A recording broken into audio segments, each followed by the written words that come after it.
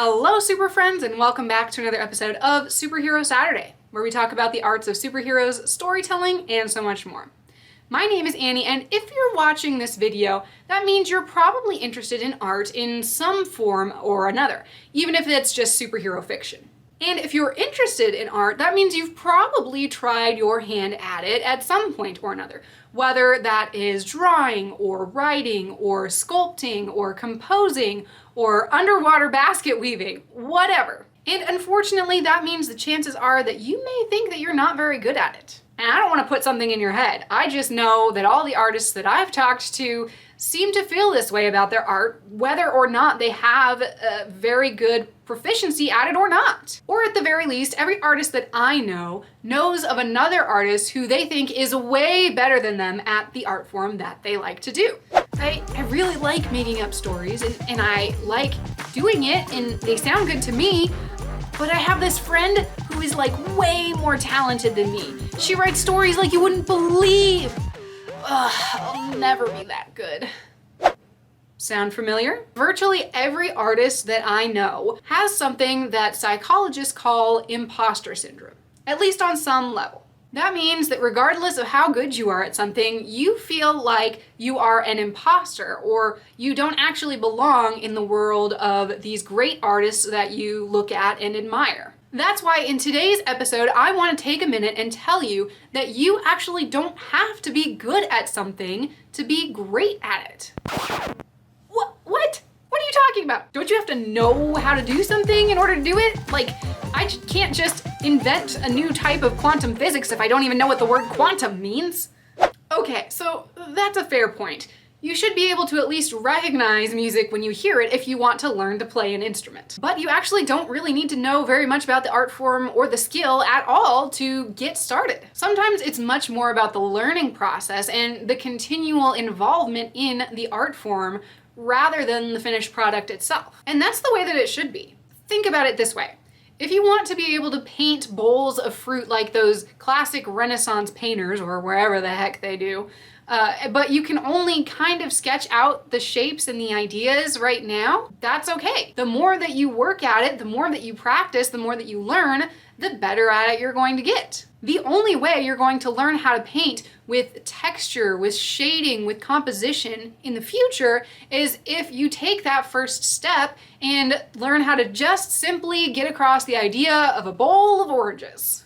If you think about it in terms of music, take Mozart, for example, who was a prodigy and a child genius. While many of his later works are very much considered masterpieces, his earlier pieces, written when he was even as young as 10, are still considered very high-quality works, even though, by his standards, it might be a little bit elementary. In order to get where you want to be, you have to create a lot of less than masterful works first and kind of build up to that.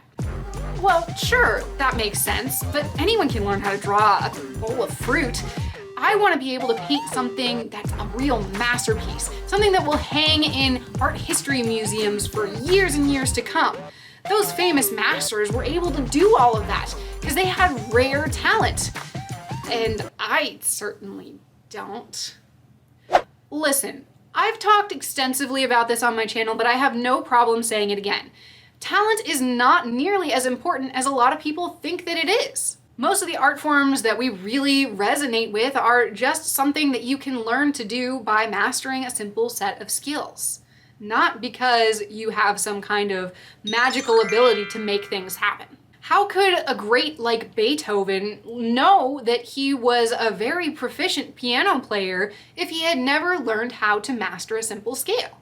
Plus, even if we were to just say that you are talented, that doesn't necessarily mean that your works would be popular with the masses. And vice versa. A lot of stuff is very popular with the masses and has next to no skill or talent involved. For example, and I don't mean to be raining on anybody's parade, but Justin Bieber is one of the most popular recording artists of the past 10 years.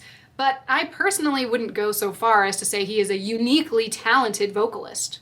Maybe don't worry so much about whether or not you have talent and focus more on developing the skill and discipline you need to interact with your medium. That's gonna get you a lot farther. Okay, I get it. I've got to put in my 10,000 hours first. then I can make something that will really make people sit back and say, wow. Actually, if you're looking to make something that will make people feel something, the best thing that you can do is just to create your own art with feeling. While it's always good to learn how to do a thing properly, especially with art, what's more important is that you create something that's really genuine and authentic and personal to you, something that means something. As long as you put your heart into it and you enjoy what you're doing, then people will see and respect that, even if it's not technically perfect. I've seen quite a few beginner and intermediate level guitar players who play with a ton more feeling than some of the players who perform at a really high caliber level. And I know who I would rather listen to. Hint, it's the passionate players. I guess that makes sense, but like, still, 5-year-olds can learn to write superhero stories. Like, I still want to create something that's technically awesome and not just a bunch of nonsense. How am I supposed to make one of the great superhero stories of all time if I can't even spell the word invulnerable? Invulnerable? Okay, that's fair. You should be able to communicate correctly with your audience and convey what you're experiencing to them. For example, if you are actively playing a bunch of wrong notes or aren't keeping time, it's gonna be a little bit harder for people to listen to you. Or for example, if you have a story that's really, really cool to you, but the grammar is atrocious, people are going to have a hard time getting over that and getting to your story. But that's what editors are for. No one person can really refine everything that they create to an optimal level. Although at some point, I think all of us try. But if you ask for help from others who have the skills and talents to be able to help you work on that and polish it up to a really high level, then you can get something that's at least nearly perfect and is even better, seamless and easy for the audience to experience. Because of course there really is no such thing as perfect, and perfection isn't something that you should strive for anyway. Beauty really comes into play when something is authentic and a little bit off balance. Just don't stress so much over the placement of one single comma that you can't even bring yourself to write the next sentence. Okay, I got it. I just have to do something that I feel passionate about. But what if I do that and I still feel like I'm not good enough? Imposter syndrome may always be there in your experience as an artist, and that's okay. Take comfort in the fact that most artists do experience this and go through it, especially in the beginning. Like anything else, with practice, you can learn to combat those feelings and remind yourself that being good doesn't actually matter. What matters is that you're making something that's meaningful for you and that you're doing something that you enjoy. In conclusion, I encourage you to follow those great words of Nike and just do it. Because who knows? Unless you take your shot, you'll never know what you're capable of creating. And you may just find that you create something awesome without even realizing it. So that's my little New Year's reminder for you guys out there today. Do you have any other tips and tricks for combating this self-doubt that is evident in most creative types out there? What works well for you when you're feeling kind of imposter-ish? Pop it down in the comments below and we'll continue the conversation there. And thanks so much for watching. If you enjoyed this video, go ahead and give us a big thumbs up and subscribe to the channel if you'd like to see more superheroic content every other Saturday.